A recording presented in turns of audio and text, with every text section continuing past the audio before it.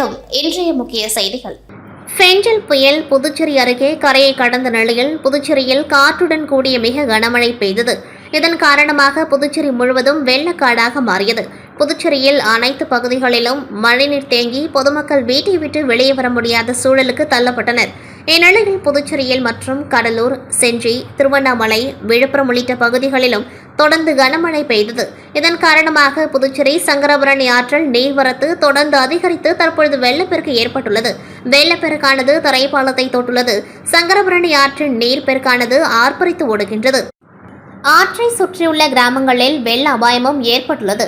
அதன்படி புதுச்சேரி மணவெளி தொகுதிக்குட்பட்ட என்ஆர் நகர் மற்றும் பாகூர் உள்ளிட்ட கிராம பகுதிகளில் வெள்ள நீர் சூழ்ந்து மக்கள் வீட்டை விட்டு வெளியே வர முடியாத சூழல் ஏற்படுகின்றது. இதேபோல் சாத்தனூர் அணையிலிருந்து திறந்துவிடப்பட்ட தண்ணீரால் தென்பெண்ணை ஆற்றில் வெள்ளப்பெருக்கு ஏற்பட்டது. இதனால் ஆற்றை சுற்றியுள்ள கிராமங்களும் வெள்ளத்தால் மிகவும் பாதிக்கப்பட்டது. இந்நிலையில் பாதிக்கப்பட்ட பகுதிகளை துணைநிலை ஆளுநர் கைலாஸ்நாதன் பார்வையிட்டார். தொடர்ந்து பாகூர் மற்றும் மணவெளி தொகுதிகளில் வெள்ளத்தால் சூழப்பட்டுள்ள கிராம பகுதிகளையும் குடியிருப்பு பகுதிகளையும் பார்வையிட்டதோடு பொதுமக்களை பத்திரமாக மீட்டு பாதுகாப்பான இடத்தில் தங்க வைக்க வேண்டிய நடவடிக்கைகளில் துரிதமாக ஈடுபட வேண்டும். மேலும் உணவுகள் முறையாக வழங்கப்பட வேண்டும். மேலும் மருத்துவ வசதி ஏற்படுத்தி தர வேண்டும். மருந்துகள் அனைத்தும் தயார் நிலையில் வைத்துக் கொள்ள அதிகாரிகளுக்கு உத்தரவிட்டார். புதுச்சேரி சங்கராபரணி ஆற்றில் ஆர்ப்பரித்து ஓடும் வெள்ளப்பெருக்கை முதலமைச்சர் ரங்கசாமி பார்வையிட்டார். தமிழகம் மற்றும் புதுச்சேரியில் கடந்த சில தினங்களாக பெய்த கனமழையால் வீடூர் அணை நிரம்பி அதன் உபரி நீரானது திறந்துவிடப்பட்டது. இதனால் புதுச்சேரி சங்கராபரணி ஆற்றில் வெள்ளப்பெருக்கு ஏற்பட்டது. மழைநீர் ஆர்ப்பரித்து ஓடியதால் கிராமங்களில் சாலைகள் துண்டிக்கப்பட்டது. பொதுமக்கள் ஆபத்தை உணராமல் சாலைகளை கடந்து வருவதோடு கடுமையான அவதிக்கும் ஆளாகியுள்ளனர். இந்த நிலையில் புதுச்சேரி முதலமைச்சர் ரங்கசாமி பல்வேறு பகுதிகளில் மழைநீர் தேங்கியுள்ள பகுதிகளையும் வெள்ளப்பெருக்கு ஏற்பட்டுள்ள பகுதிகளையும் பார்வையிட்டு வருகின்றார். இதன் ஒரு பகுதியாக சங்கராபரணி ஆற்றில் பெருக்கெடுத்து ஓடும் வெள்ளப்பெருக்கை ஆரியபாளையம் மேம்பாலத்தில் பொதுமக்களுடன் பார்வையிட்டார். மேலும் சங்கராபரணி ஆற்று ஓரமுள்ள கிராம மக்கள் பாதுகாப்புடன் இருக்கவும் அவர்களுக்கு தேவையான உணவு மற்றும் வசதிகளை செய்து கொடுக்கவும் அதிகாரிகளுக்கு உத்தரவிட்டார்.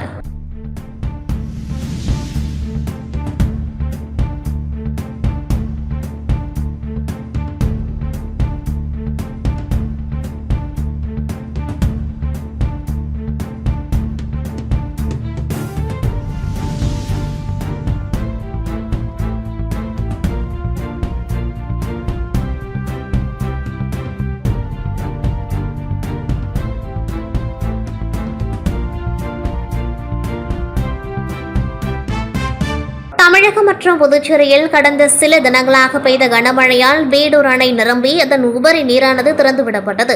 இதனால் புதுச்சேரி சங்கராபரணி ஆற்றில் வெள்ளப்பெருக்கு ஏற்பட்டது. மழைநீர் ஆர்ப்பரித்து ஓடியதால் கிராமங்களில் சாலைகள் துண்டிக்கப்பட்டது.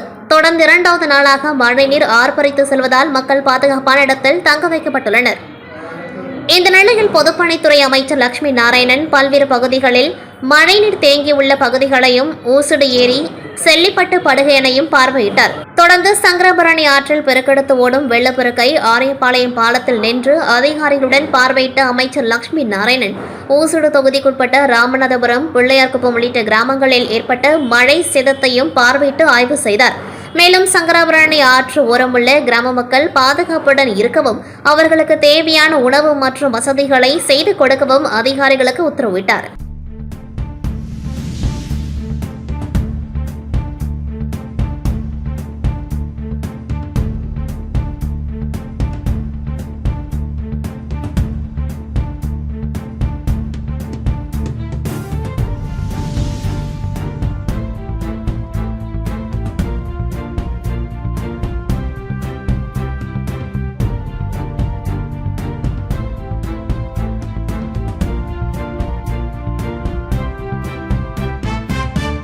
புதுச்சேரி, காரைக்கால் மற்றும் ஏனாம் பகுதிகளில் ஃபெஞ்சல் புயல் மற்றும் கனமழையினால் சேதமடைந்த பயிர்களுக்கு ஹெக்டேர் ஒன்றுக்கு ரூபாய் 30,000 வீதம் நிவாரணமாக வழங்கப்படும் என முதலமைச்சர் ரங்கசாமி நேற்று அறிவித்திருந்தார்.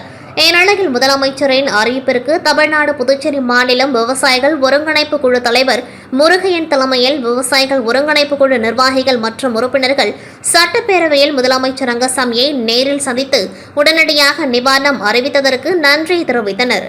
புதுச்சேரியில் வரலாறு காணாத அளவில் ஃபெஞ்சல் புயலானது தடம் பதித்து தொடர்ந்து 3 நாட்கள் பெய்து வந்த கனமழையால் ஏரி, குளம், குட்டைகள் என அனைத்தும் நீர்நிலைகள் தேக்கங்கள் நிரம்பி சங்கராபரணி ஆற்றில் வரலாறு காணாத வெள்ளப்பெருக்கு ஏற்பட்டு ஆற்றங்கரையோரம் உள்ள ஏராளமான கிராம பகுதிகளில் உள்ள வீடுகளில் தண்ணீர் புகுந்து புதுச்சேரி அரசின் மூலமாக தேசிய பேரிடர் மீட்புக் குழு, ராணுவ படை என புதுச்சேரி அரசின் பல்வேறு துறையின் மூலம் பல்வேறு நடவடிக்கைகளை மேற்கொண்டு மழையில் சிக்கி தவித்த பொதுமக்களுக்கு அடிப்படை வசதிகளை செய்து கொடுத்தும் அவர்கள் பாதுகாப்பாக தங்குவதற்கு கல்வி நிறுவனங்களை முகாம்களான புதுச்சேரி மாவட்ட ஆட்சியர் தலைமையில் கண்காணிக்கப்பட்டு பொதுமக்களுக்கு பாதுகாப்பு அளித்து வருகின்றனர்.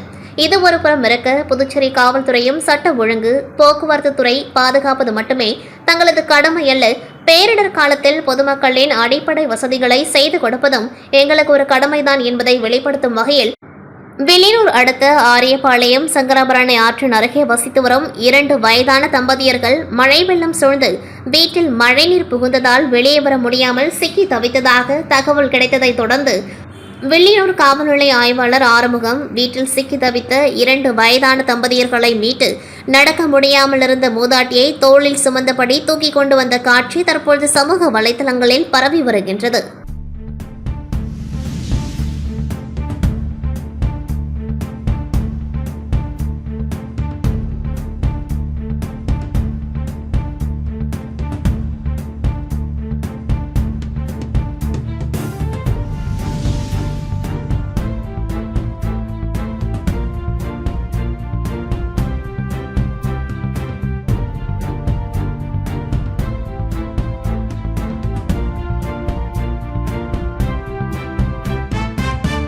ஃபெஞ்சல் புயல் புதுச்சேரி அருகே கரையை கடந்த நிலையில் புதுச்சேரியில் காற்றுடன் கூடிய மிக கனமழை பெய்தது.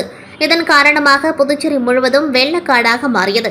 புதுச்சேரியில் அனைத்து பகுதிகளிலும் மழைநீர் தேங்கி பொதுமக்கள் வீட்டை விட்டு வெளியே வர முடியாத சூழலுக்கு தள்ளப்பட்டனர்.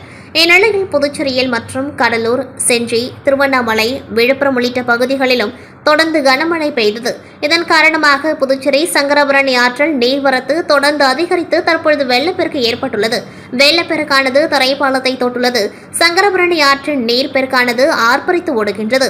இந்நிலையில் வீடூர் அணையில் நேற்று தண்ணீர் திறக்கப்பட்டதால் சங்கராபரணி ஆற்றில் வெள்ளப்பெருக்கு ஏற்பட்டது. இதனால் சங்கராபரணி ஆற்றை ஒட்டியுள்ள என்ஆர் நகர் பகுதி முழுவதும் வெள்ள நீர் சூழ்ந்துள்ளது. அங்குள்ள வீடுகளை வெள்ள நீர் சூழ்ந்துள்ளதால் அங்கு வசிக்கும் பொதுமக்கள் வெளியே வர முடியாமல் தவித்து வருகின்றனர். இதேபோல் சாத்தனூர் அணையிலிருந்து தண்ணீர் திறக்கப்பட்டதால் தென்பெண்ணை ஆற்றிலும் வெள்ளப்பெருக்கு ஏற்பட்டுள்ளது. இதனால் ஆற்றை சுற்றியுள்ள கிராமங்களும் பாதிக்கப்பட்டுள்ளது. அதன்படி பாகூர் மற்றும் மணவெளி தொகுதிக்குட்பட்ட ஆற்றை ஒட்டியுள்ள பல்வேறு கிராமங்கள் முழுவதுமாக வெள்ளத்தால் பாதிக்கப்பட்டு மிகுந்த அவதிக்குள்ளாகி வருகின்றனர். ஆற்றின் வெள்ளம் கிராமங்களில் ஆர்ப்பரித்து ஓடுகின்றது. வாகனங்கள் அடித்து செல்கின்றன. வீடுகள் முழுவதும் வெள்ள நீர் சூழ்ந்ததால் அவர்களை ராணுவத்தினர் மற்றும் தேசிய பேரிடர் மீட்பு படையினர் மீட்டு தங்கும் முகாம்களில் தங்க வைக்கின்றனர். பலர் வீடுகளை விட்டு தங்கள் வளர்ப்பு பிராணிகளான ஆடு, மாடு, கோழிகளோடு வெளியேறி வருகின்றனர். இத்தகைய சூழல் உள்ள நிலையில் ஆற்றில் வெள்ளப்பெருக்கை பொதுமக்கள் செல்ஃபி மற்றும் புகைப்படம் எடுத்தும் வருகின்றனர்.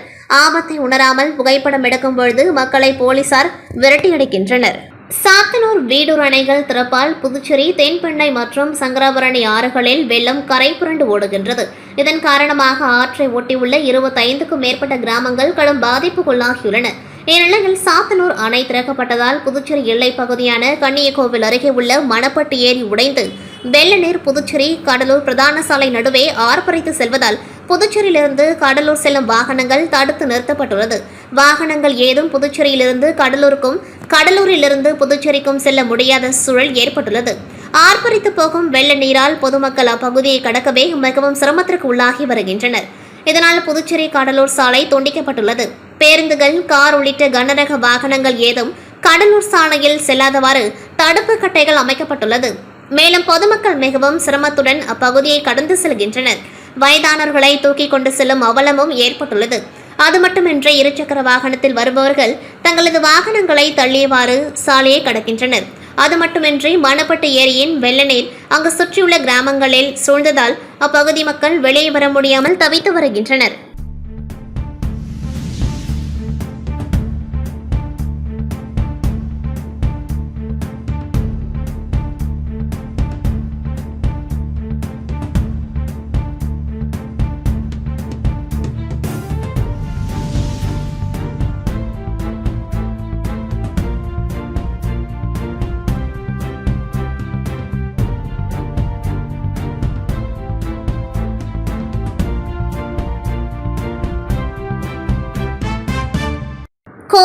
சேர்ந்த லாட்டரி அதிபர் மார்டின் மகன் ஜோஸ் சார்லஸ் ஏற்கனவே புதுச்சேரியில் உள்ள காமராஜர் தொகுதியில் மாணவர்களுக்கு பரிசு பொருட்களை வழங்கினர்.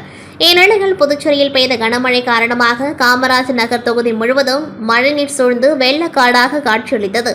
இங்கு வசித்து வந்த மக்கள் பல்வேறு இன்னல்களுக்கு ஆளாகினர். இந்நிலையில் புதுச்சேரி காமராஜர் தொகுதி சட்டமன்ற அலுவலகத்திற்கு வந்த ஜோஸ் சார்லஸ் தங்களது மார்டின் அறக்கட்டளை மூலம் காமராஜர் நகர் தொகுதியில் கனமழையால் பாதிக்கப்பட்ட மக்களுக்கு பெட்ஷீட், அரிசி, சர்க்கரை, பால் உள்ளிட்ட அத்தியாவசிய பொருட்களை வழங்கினர். மேலும் காலை, மாலை, இரவு உணவுகளை வழங்கினர். உடன் பாஜக சட்டமன்ற உறுப்பினர்கள் ஜான்குமார், ரிச்சர்ட் ஜான்குமார் ஆகியோர் இருந்தனர். பின்னர் செய்தியாளரிடம் பேசிய மார்டின் அறக்கட்டளை ஜோஸ் சார்லஸ், எங்கெங்கெல்லாம் மழை வெள்ள பாதிப்பு ஏற்படுகிறதோ அங்கெல்லாம் எங்கள் அறக்கட்டளை சார்பில் நிவாரண உதவிகளை வழங்கி வருவதாகவும், அந்த வகையில் புதுச்சேரியில் பெய்த கனமழை காரணமாக பாதிக்கப்பட்ட காமராஜர் நகர் தொகுதியை சேர்ந்த மக்களுக்கு முதற்கட்டமாக தற்பொழுது ரூபாய் 4 கோடி அளவில் அத்தியாவசிய உதவிகளையும் வழங்கியதாகவும், தொடர்ந்து புதுச்சேரி மாநிலம் முழுவதும் மழை வெள்ளத்தால் சேதமடைந்த பகுதிக்கு சென்று நிவாரண உதவிகள் வழங்கப்படும் என தெரிவித்தார். மேலும் தண்ணீர் போகும் வாய்க்கால்கள், குளங்களை ஆக்கிரமித்து வீடுகள் கட்டப்படுவதால் இதுபோன்ற மழைநீர் செல்ல வழியில்லாமல் குடியிருப்புகளில் தேங்கி மக்கள் பாதிக்கப்படுவதாகவும், ஏற்கனவே ராம்நாடு பகுதியில் எங்கள் அறக்கட்டளை சார்பில் பல்வேறு கால்வாய்கள் கட்டப்பட்டு வருவதாகவும், அதேபோல் புதுச்சேரியிலும் தண்ணீர் செல்வதற்கான கால்வாய்கள் கட்டுவதற்காக ஆலோசித்து வருவதாக கூறினார். இப்பொழுதுக்கு அரசியல் பற்றி பேச வரவில்லை என்றும் மக்களுக்கு சேவை செய்ய வந்துள்ளதாக தெரிவித்தார்.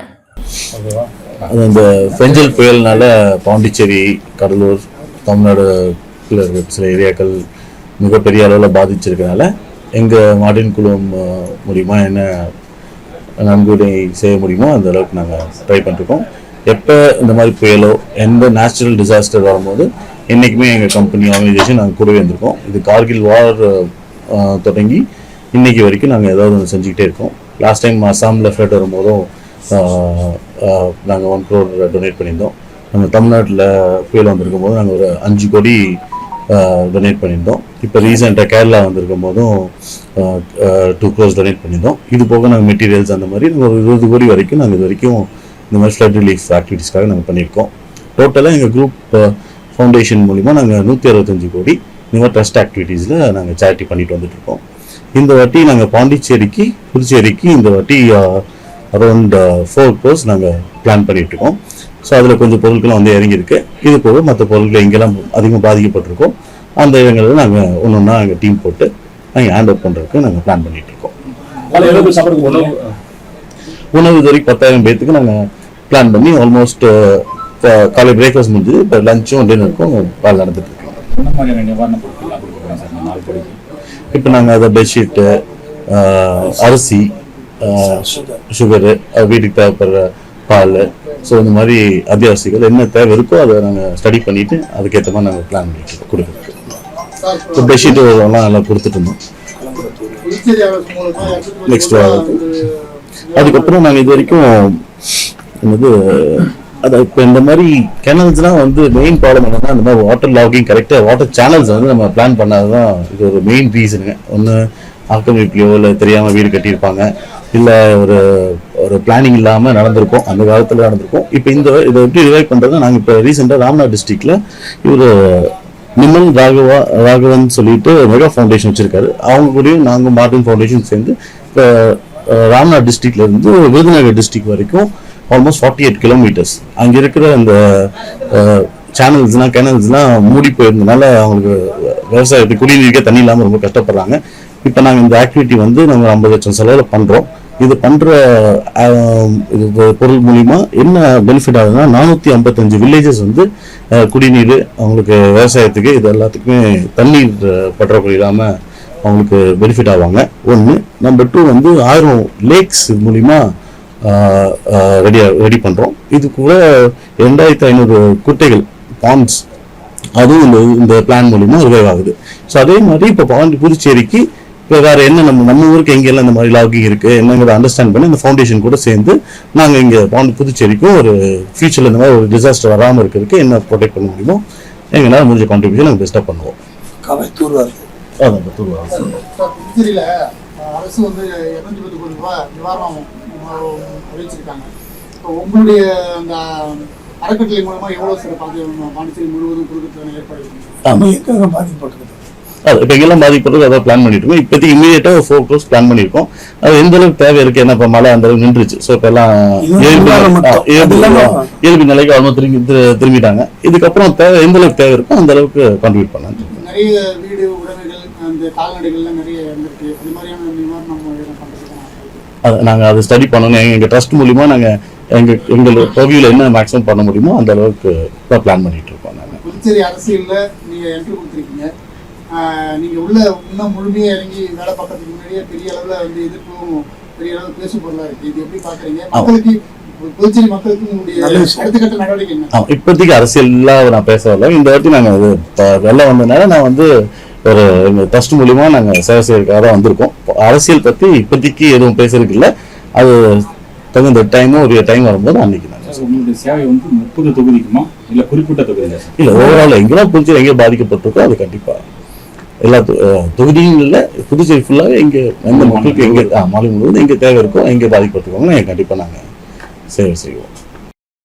This news sponsored by அசைவ சுவை பிரியர்களுக்காகவே புதுவை முதலியார்பேட்டையில் ஒரு புதிய உதயம் hotel Ponnusamy AC restaurant. Chettinad Chinese tandoori வகைகளில் எத்தனை உண்டோ அத்தனையும் ஒரே இடத்தில். ரசாயன கலப்படம் இல்லாத மசாலா பொருட்களை மட்டுமே பயன்படுத்தி ஹலால் செய்யப்பட்ட எங்களின் ஸ்பெஷல் வெரைட்டிகளான பொன்னுசாமி சிக்கன், பிச்சு போட்ட கோழி, Ponnusamy mutton, velvet chicken, fish butter garlic, sesame veg stir fry, velvet fish, Ponnusamy prawn fry, chicken மற்றும் mutton biryani, fried rice, noodles, soup வகைகள், veg and non veg starters, tandoori varieties, non veg meals, கறி சோறு, naan items, fresh juices, milk shakes, ice creams என நீங்கள் குடும்பத்துடன் சுவைத்து மகிழ எண்ணற்ற உணவு வகைகள். 100 பேர் வரை அமர்ந்து உணவருந்தக்கூடிய மிக பிரம்மாண்டமான ஏசி ரெஸ்டாரண்ட். ஹோட்டல் டிஎஸ் கிராண்டில் எக்ஸிகியூட்டிவ் சிங்கிள், எக்ஸிகியூட்டிவ் டபுள் மற்றும் கிளப் டபுள் என அனைத்து வசதிகளுடன் கூடிய தங்கும் அறைகள் மிக குறைந்த வாடகையில் கிடைக்கும். லிக்விட் லாங் ரெஸ்டோ பார் வசதி உள்ளது. ஹோட்டல் டிஎஸ் கிராண்ட் பிரம்மாண்டமான பார்க்கிங் வசதியுடன் number 93 Cuddalore road, Mudaliarpet, Puducherry. For booking call 6380170384 மற்றும் 9363717102. புதுச்சேரி கோட்டக்குப்பத்தில் 20,000 சதுர அடியில் மிக பிரம்மாண்டமான அனைத்து வீட்டு உபயோக பொருட்களும் ஃபேக்டரி விலைக்கே, அதுவும் ஆன்லைனை விட மிக மிக குறைந்த விலையில். நியூ சிட்டி பஜார். தேர்ந்தெடுக்க எண்ணற்ற மாடல்கள், ஈஸி இஎம்ஐ, சுலப மாத தவணையில் உங்கள் மனதிற்கு பிடித்த பொருட்களை அள்ளி செல்லுங்கள். இன்னும் என்ன யோசிக்கிறீங்க? உடனே நம்ம நியூ சிட்டி பஜாருக்கு வாங்க. நியூ சிட்டி பஜார் ஃபேக்டரி அவுட்லெட், கலா மண்டபம் அருகில், ஈசிஆர் ரோடு, கோட்டக்குப்பம், புதுச்சேரி. மகராசி மசாலா, மகராசி மசாலா, மகராசி மசாலா 100% பாரம்பரிய முறையில் தயாராகும் சுவையான masala. Easy to use, easy to cook. சுவையும் மனமும் சூப்பரா இருக்கும். ஃபேமிலில எல்லாருக்கும் மனசும் நிறையும், வயிறும் நிறையும். That is the speciality of மகராசி மசாலா. தேர்ந்தெடுக்கப்பட்ட தரமான பொருட்களை கொண்டு அம்மிக்கல், ஆட்டுக்கல், உரல் இப்படி பாரம்பரிய முறையில இடிச்சு தயாரிக்கப்படுறதுனால அப்படியே நம்ம பாட்டியின் கைப்பக்குவம் பாக்கெட் வடிவில். குழந்தை பெற்ற தாய்மார்களுக்கு மகப்பேறு masala, chicken mutton semi gravy masala, veg மற்றும் நான் வெஜ் குருமா மசாலா, சத்துமாவு ஹெல்த் மிக்ஸ், மகராசி குழம்பு தூள் மற்றும் பெப்பர் சிக்கன் மசாலா. உங்க சமையலுக்கு என்ன மசாலா வேணும்? வெஜ் நான் வெஜ்ல A to Z மசாலாவும் நம்ம மகராசி மசாலால இருக்கு. மகராசி மசாலா அருகில் உள்ள அனைத்து மளிகை கடைகள் மற்றும் டிபார்ட்மெண்டல் ஸ்டோர்களிலும் கிடைக்கும்.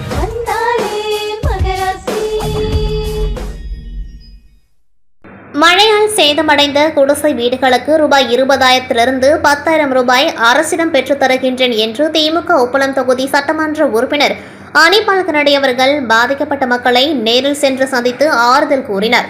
மழை வெள்ளம் காரணமாக புதுச்சேரி உப்பளம் தொகுதியில் மக்களின் இயல்பு வாழ்க்கை கடுமையாக பாதிக்கப்பட்டிருக்கின்றது.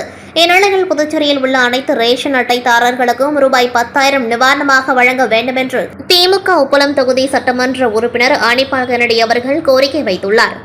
தொடர்ச்சியாக புயல் மழையில் சட்டமன்ற உறுப்பினர் நிவாரண உதவிகள் வழங்கி மக்களுக்கு ஆறுதல் கூறி வருகின்றார். புதுச்சேரியில் இதுவரை இல்லாத அளவுக்கு மழை பெய்திருக்கிறது என்றும் இதனால் கடுமையாக பாதிப்புகள் ஏற்பட்டிருக்கின்றன எனவும் கூறியவர், பணிகள் துரிதமாக மக்களுடன் இணைந்து பாதிப்பில் பங்கு கொண்டு உதவி வருகின்றேன். அதே நேரம் வெள்ள இழப்பீடாக அனைத்து ரேஷன் அட்டைதாரர்களுக்கும் ரூபாய் 5,000 வழங்கப்படும் என்று முதலமைச்சர் ரங்கசாமி அறிவிப்பையும் மக்களிடம் தெரியப்படுத்தி பாதிக்கப்பட்ட இடங்களை ஆய்வு மேற்கொண்டார். சேதமடைந்த குடிசை வீடுகள் புகைப்படங்கள் பிடித்து மனுவாக கொடுங்கள் என்று கேட்டுக்கொண்டார். அவர்களுக்கு அரசிடமிருந்து 20,000 ரூபாயிலிருந்து 10,000 ரூபாய் நிதியுதவித் தொகை பெறுவதற்கான உதவி செய்கின்றேன் என்று உறுதியளித்தார். ஆய்வின் பொழுது நகராட்சி உதவி பொறியாளர் யுவராஜ், கழக தொகுதி செயலாளர் சக்திவேல், கிளை செயலாளர்கள் செல்வம், ராகேஷ், காங்கிரஸ் கலைவாணன், கழக சகோதரர்கள் மோரிஸ், ரகுமான் ஆகியோர் உடன் இருந்தனர்.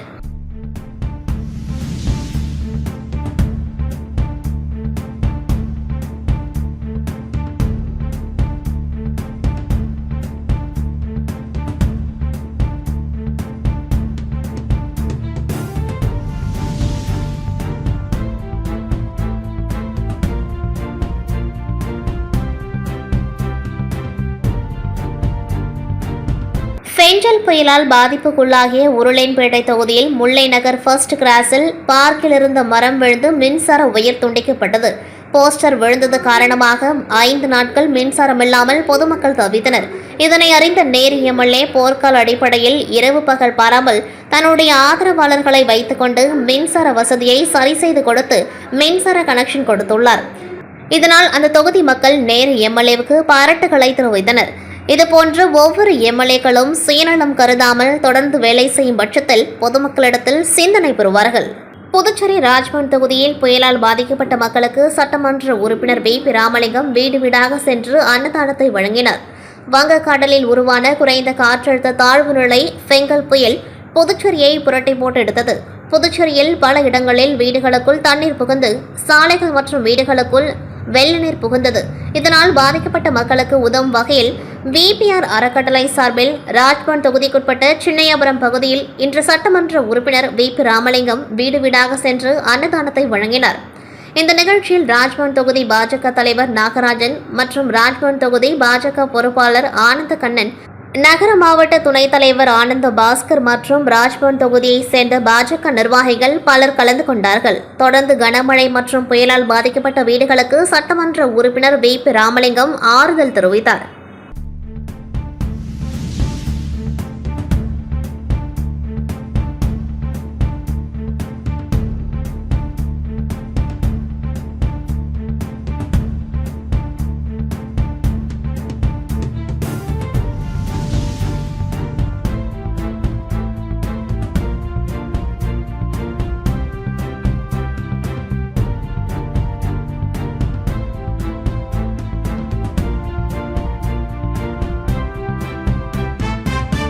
புதுச்சேரி மாநிலம் காரைக்காலை அடுத்த கீழகாசாக்குடிமேடு மீனவ கிராமத்தை சேர்ந்த பால்மணி என்பவருக்கு சொந்தமான விசைப்படகுகள் நேற்று காலை காரைக்கால் மீன்பிடி துறைமுகத்திலிருந்து 18 மீனவர்கள் மீன்பிடிக்க கடலுக்கு சென்றனர்.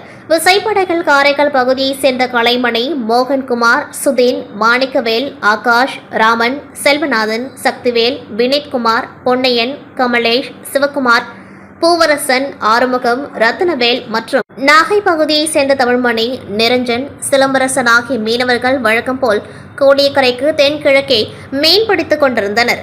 அப்பொழுது அங்கு வந்த இலங்கை கடற்படையினர் முல்லைத்தீவு கடற்பரப்பில் எல்லை தாண்டி மீன் பிடிப்பதாக கூறி மீனவர்களின் விசைப்படகை சுற்றி வளைத்தனர். மேலும் படகில் இருந்த 18 மீனவர்களையும் இலங்கை கடற்படையினர் கைது செய்தனர். மேலும் மீனவர்களின் விசைப்படகையும் பறிமுதல் செய்து மீனவர்களை இலங்கை காங்கேசன்துறை கடற்கரை முகாமிற்கு அழைத்து சென்றனர். இன்று திருகோணமலை நீதிமன்றத்தில் மீனவர்கள் ஆஜர்படுத்தப்படுவார்கள் என எதிர்பார்க்கப்படுகின்றது. மீனவர்களை படகுடன் கைது செய்யப்பட்ட சம்பவம் கீழகாசாக்குடிமேடு மீனவ கிராமத்தில் சோகத்தை ஏற்படுத்தியுள்ளது. அப்பகுதியைச் சேர்ந்த மீனவ பெண்கள் ஒன்று கூடி மீனவர்களையும் படகை விடுவிக்குமாறு கண்ணீர் மல்க மத்திய மாநில அரசுக்கு கோரிக்கை விடுத்துள்ளனர். மேலும் இலங்கையில் உள்ள மீனவர்களும் தமிழக காரைக்கால் மீனவர்களும் ஒரே இன மக்கள் தானே என்று எங்கள் மீனவர்கள் மட்டும் பாதிக்கப்படுகின்றார்கள் என்று மூதாட்டி வேதனையுடன் தெரிவித்தார். புதுச்சேரி மாநிலம் காரைக்காலில் அமைந்துள்ள ஸ்ரீ அண்ணாமலையேஸ்வரர் ஆலயத்தில் கார்த்திகை மாதம் 3வது சோமவாரத்தை முன்னிட்டு ஸ்ரீ அண்ணாமலையார் சுவாமிக்கு 108 சங்காபிஷேகம், ஸ்ரீ உண்ணாமுலையார் அம்பாளுக்கு சிறப்பு அபிஷேகம், சங்காபிஷேகம் இன்று நடைபெற்றது. முன்னதாக கார்த்திகை மாதம் சோமவாரத்தை முன்னிட்டு சுவாமிகளுக்கு சிறப்பு அபிஷேக ஆராதனைகள் நடைபெற்றது. அதனைத் தொடர்ந்து 108 சங்குகள் மற்றும் புனித நீர் அடங்கிய கலசங்களை வைத்து சிறப்பு யாகம் துவங்கியது.